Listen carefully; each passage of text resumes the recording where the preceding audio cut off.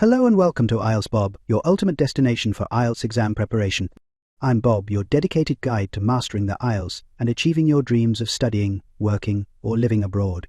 Are you overwhelmed by endless IELTS practice materials online? Don't worry, IELTS Bob has you covered. Here you'll find top-quality practice tests and expert tips to sharpen your reading skills and boost your confidence for exam day. In today's video, we'll dive into an IELTS short listening practice test with answers. Whether you're just starting your IELTS journey or striving for a perfect score, this video is tailored to help you succeed. If you find this helpful, don't forget to like, subscribe, and hit the notification bell to stay updated with the latest IELTS tips and practice materials from IELTS Bob. Let's unlock your potential and make IELTS success your reality. Are you ready? Let's get started. Now turns to Part 2. Part 2. You are going to listen to a conversation between two students about preparing a questionnaire as part of an essay assignment. First, you have some time to look at questions 11 to 14.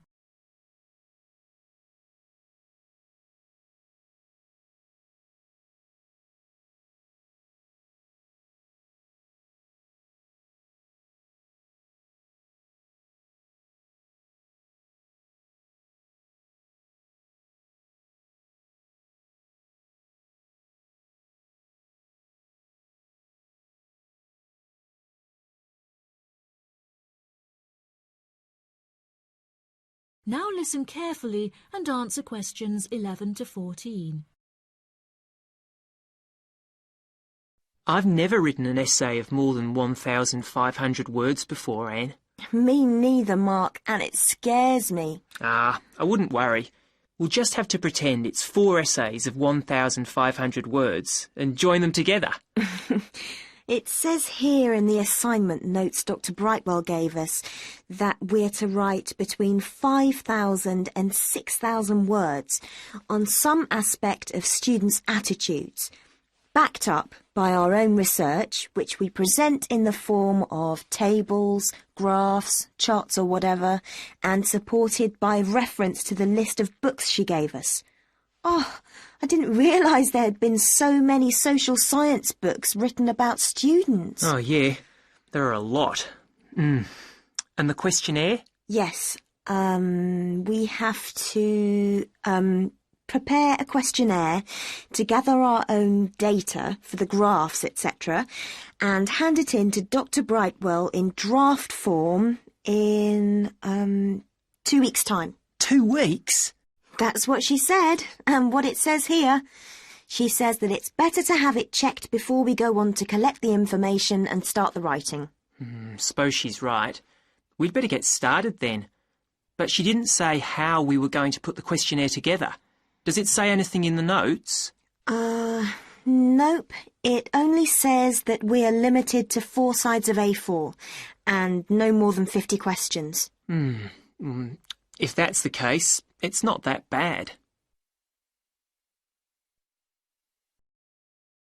Before you hear the rest of the programme, you have some time to look at questions 15 to 20.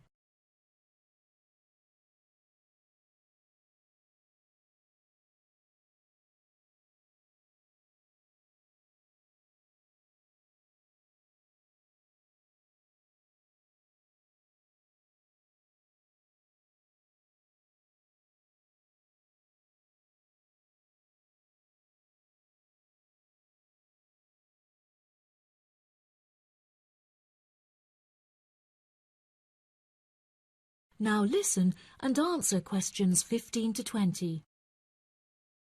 So, how are we going to do it? Well, first we need to know who we're aiming it at. Then decide how many questions we're going to ask. I think we could have about 40 questions maximum. I don't think there's any real need to go up to the 50 limit. And I think we should keep the questions themselves very simple. Don't worry. In my case, they will be. We could have a mixture of question types, like multiple choice questions, yes, no, and agree, disagree, with boxes for people to tick. If people are asked to write down anything, it's unlikely they will fill it in. So, are we going to give this questionnaire out to people to hand in, Or are we going to just stop and ask them around the campus or on the street? I don't really know. Did she say anything about this? No, she didn't. And there is nothing in these notes she gave us either. I think we ought to give them out. OK. Anyway, it won't affect the way we design the questionnaire.